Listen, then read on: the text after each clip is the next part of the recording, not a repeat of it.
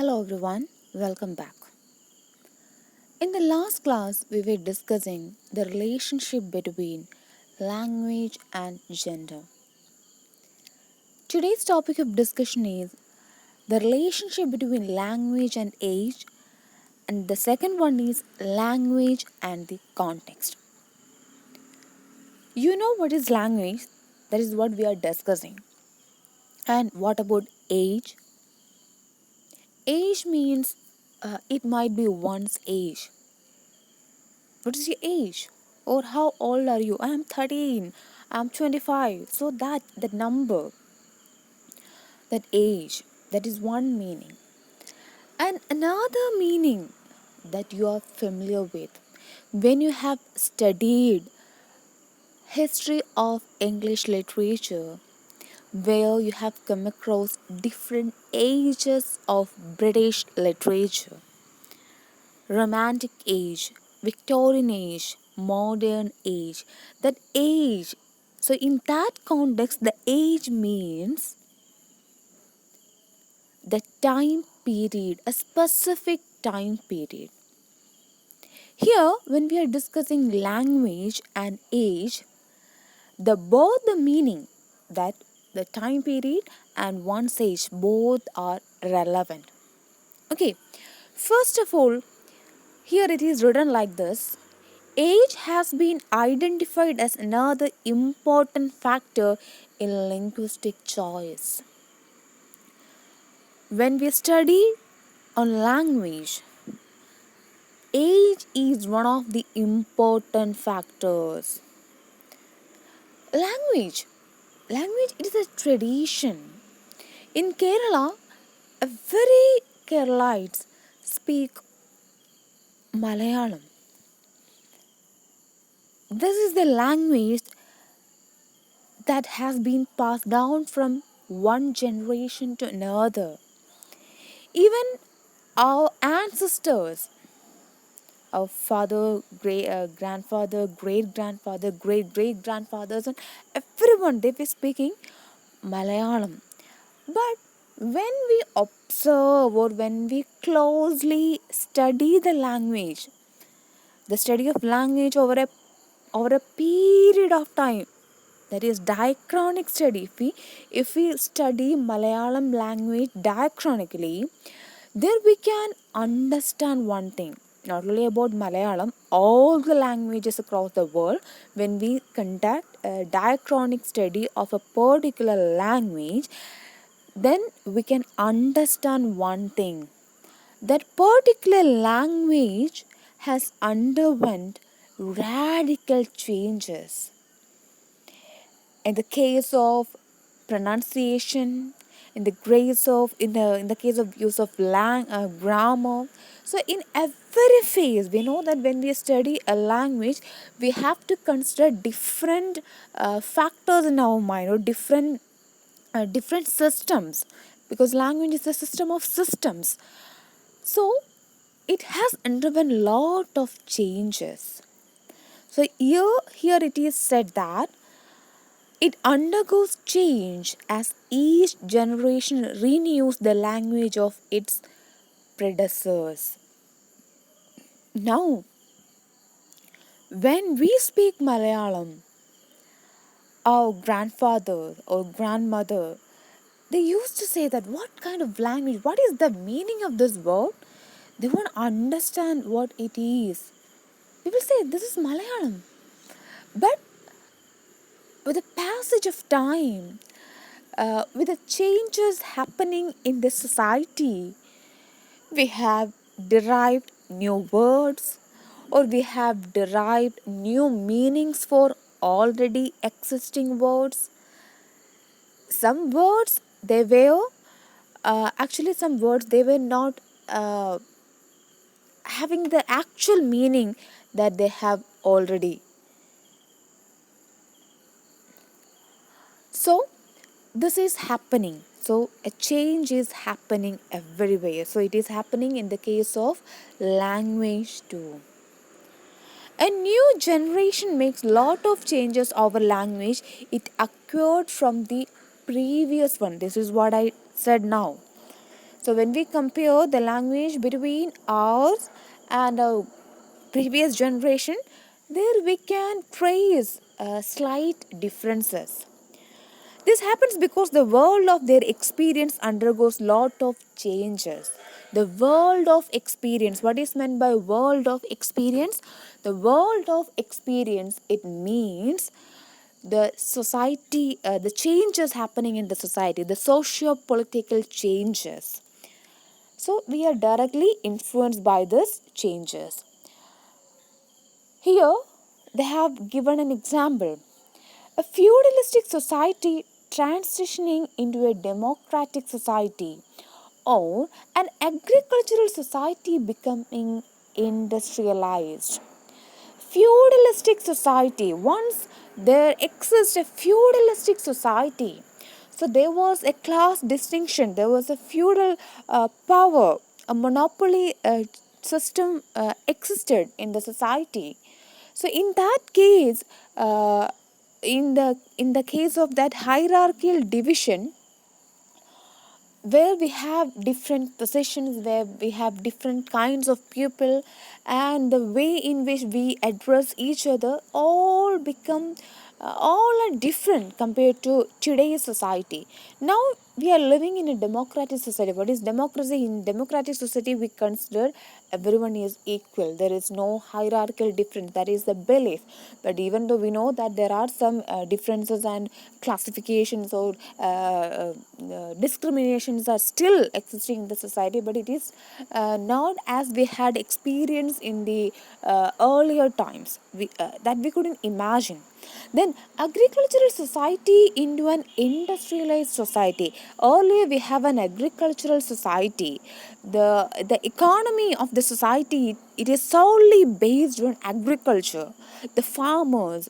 So there also the farmers, they do live in a feudal world, so they were controlled by the feudals. So in that case also, the language used by the farmers and the language used by the feudals or clergies were different.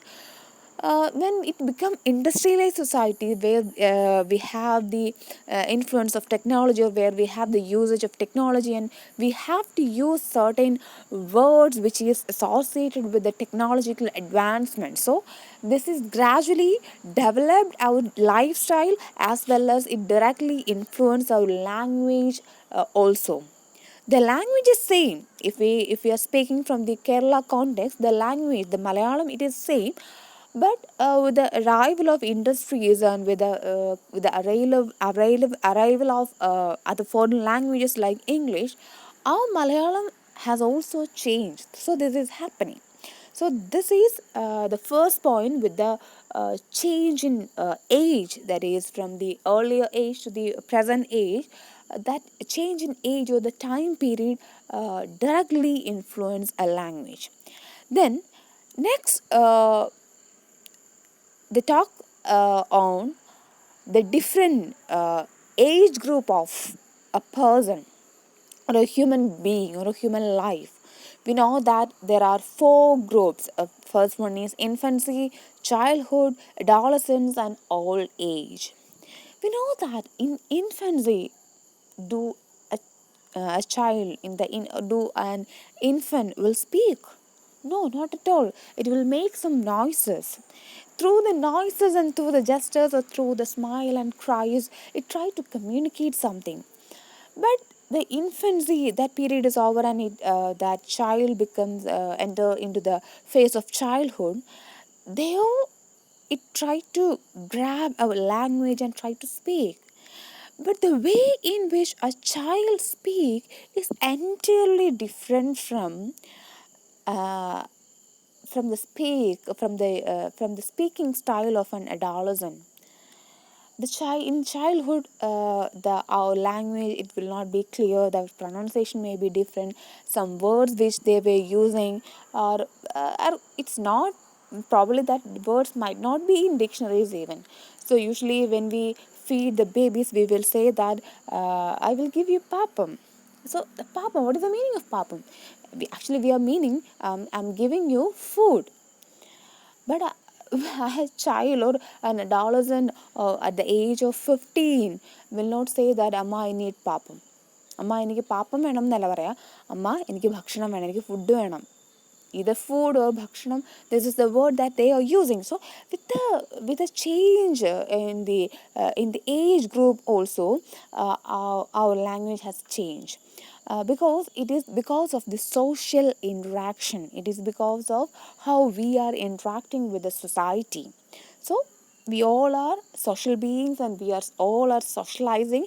So this socializing of a child, it gradually lead to the change in its language speaking style. Then language of adolescents. So adolescents competent speakers, the language, they have complete control over it. We can control our language. We can think, okay, this is what I want to speak. Even if we are angry, even if you want to call somebody, sometimes we can't, because that person might be your boss. So in that case, instead of shouting, you have to control your emotions, and you have to you can speak politely. Okay, you will control your emotion, that anger, and you will try to speak politely, so you can control over it. But if a child of 2 or 3 years old, if the child is angry, the child may yell or the child may cry. But for us, it's not possible. We have to control our emotions. So they inherit the language from adults, but they bring about modifications to make different from adult language. Okay, so they inherit the language and they make changes according to the situations and all. Then next, the last and final stage of human life is old age. Look at the last paragraph. Language used by all people is very often neglected by linguists because it is considered a part of aging. See, even the linguists too are discriminating or avoiding or marginalizing the all people. They say, we don't want to study the language used by the all people because their language, it is a part of aging. But they are giving importance to the language spoken by a child. So this discrimination, I don't know why it is so, but this is what they are doing. People of other age group generally adopt a modified style while talking to the aged, while failing to give them attention as individuals. So, when we speak to old people, sometimes they may be sick, they are ill, they can't utter the words properly. So, it is all because of aging, we know that. But that language is also different. It is because of their physical unfitness, but this is happening. So the age is a main factor when we study language. And the next one thing is language and context. You know what is the meaning of a context? The context means the situation.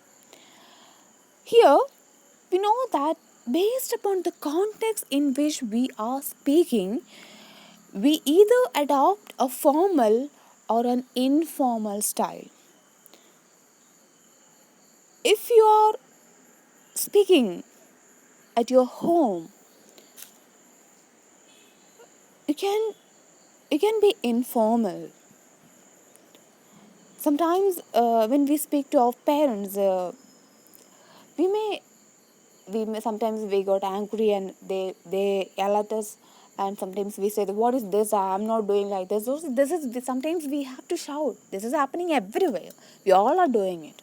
Even I and you, everybody is doing it. But if you're annoyed with your parents in a public place because you didn't like what they did, but you won't react as if you are in your home, you will think, oh, this is a public place, you will say that no, please stop this. You don't want to you don't want to like talk like this. Please, amma, please, acha, please stop this. This is how sometimes we do. Even sometimes our parents will also do the same. This is mole, this is a public place, so control. Let's speak at home. So that is, the context is different. Our home is a private space, but being in a public place, there are a lot of people and they are observing us. So that context changed. So with the change in the context, we have to adopt a formal style. Okay, even when you are doing a presentation, when you are doing a lecture, there you have to adopt a formal style. So the context always matters. The context decides the language which you are speaking. Sometimes when you are doing a lecture where you have to use not Malayalam, you have to use English because it is an international language. It is known to everyone. So sometimes the language may change, the chosen language may change, or the style may change. Either you have to follow formal or an informal style. Then next point, they are saying that the meaning are not fixed. We know that meaning is arbitrary. We have already discussed that same point in the last semester. You might have remember the PPT on remnant from Punjabi house, that chore incident. In for us, chore means food, cooked rice, but for a Hindi speaking man, what is it? It means thief. So when you study this concept, where we come across two words, signifier and signified, and we learn that there is no one-to-one relationship between signifier and signified. Okay, that's there. This two terms that we are familiar with, signifier and signified, but here we have to uh, see, we have to study two other terms, that is denotation and connotation. The denotation means what a word or a sound denote. Connotation means the inner meaning. Okay, this is simply you can remember, denotation means the surface meaning, what it denotes. But connotation means the inner meaning. For example, a sunset. In certain movies, we can see that instead of saying somebody has passed away, they will show a visual representation, a sunset. So that sunset, the denotative meaning of that image, that sunset is, it's a sunset, സൂര്യാസ്തമയം ഒരു denotation, അത് കാണിക്കുന്നത് മാത്രമാണ്. പക്ഷേ അത് imply ചെയ്യുന്ന അല്ലെങ്കിൽ inner meaning എന്ന് പറയുന്നത് എന്താണ്? The death of a person. Otherwise, there is a famous poem written by Kumaranashan, that is Veena Poovu. That fallen flower. Fallen flower, what is that? Is a fallen flower, that is the denotative word. Fallen flower means a flower has fallen. It has expired. So its life has ended. That is a denotative meaning. But what does it connotate? It, it denotes the death of a person. Somebody says, somebody is of the opinion that with that fallen flower, Kumaranashan, he signifies the death of some saints. I forgot the name. Actually, I don't know who is that. I have to refer. There are some inferences. Anyway, that is the word meaning of connotation, denotation, and connotation. Here they have given some examples. So some connotations are here. Sometimes we say that Hindu, Christian, Congress Party, Communist Party. So when we say these words, the meaning comes to my mind may be different. What I connotate might be different from you. Otherwise, another example given here is school. Some students they will be very happy to attend school, because school, it is a place where they learn something new, there they play with their friends. So a kind of optimistic and joyful feeling will be there in their minds. But for some other students, because of some issues, I don't know what it is, some students, they do not like to go to school. When we ask them, they will say that, oh, I don't have any friends to play, and I'm so poor in studies, I don't have fee to pay, so my teachers, they will scold me. So this kind of fear, this kind of pessimistic attitude. So school means, what is the denotative meaning? Denotative meaning, it is a place where the students are given formal learning. That is the denotative meaning of the word school. What does it connotate? For a happy student, as I said earlier, it's a place for joy, for learning something new. That is the connotative meaning for that first student. In the case of the second student, he doesn't want to go to school because he has a lot of issues there. So for him, it is not a place to learn or to play. It is a place which gives him only a negative vibe. So that is the connotative meaning for the second child. Clear? Then finally, it says that language also varies according to whether it is written or formal. Usually, we are of the opinion that the written language is more formal than the oral one. Written languages should be formal because it is permanent and it is meant for large leadership. There is no personal relationship between a writer and reader, whereas in oral language, formality varies according to the situation. Suppose if I am writing an article on the farmers' protest in Delhi, so in that case, my language should be formal. Okay, so a lot of people are reading. Some people, they might be against for my opinions. Some people are supportive. So there is no direct relationship between the reader and I. But in the another case, that is, if I am orally communicating with a person, when we start our discussion, I understood that person uh, is not fully supportive of my opinions, my stand, my points, my point of view. My point of view and his point of view are different. So, if I speak my own points and if I try to criticize what his points are, so it will end up in a conflict. So in that case, I have to be more informal. I have to change my language style and I have to change my opinions and all. So in that case, the language which I am using sometimes have to be informal to maintain a friendly relationship. So that is the context difference. Then a major shift has occurred. A major shift has occurred in the study of language all over the world. So, all over the world, when we observe or when we study every language, we can see this change with the passage of time.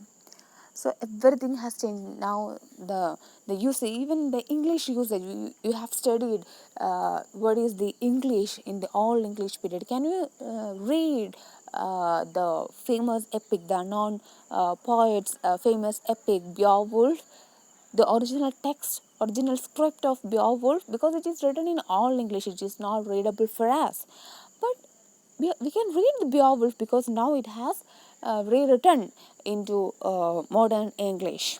So this has been happening. So when we study language, if you want to change, if you want to see the change in language, we have to adopt a diachronic study. So the language it is in a state of flux, it has been changing. So the next generation, when we have children, the language which we have been using now and language which they will be using then will have some changes, because the society is changing, the society is developing. Okay, with this, I'm winding up today's lecture. Thank you.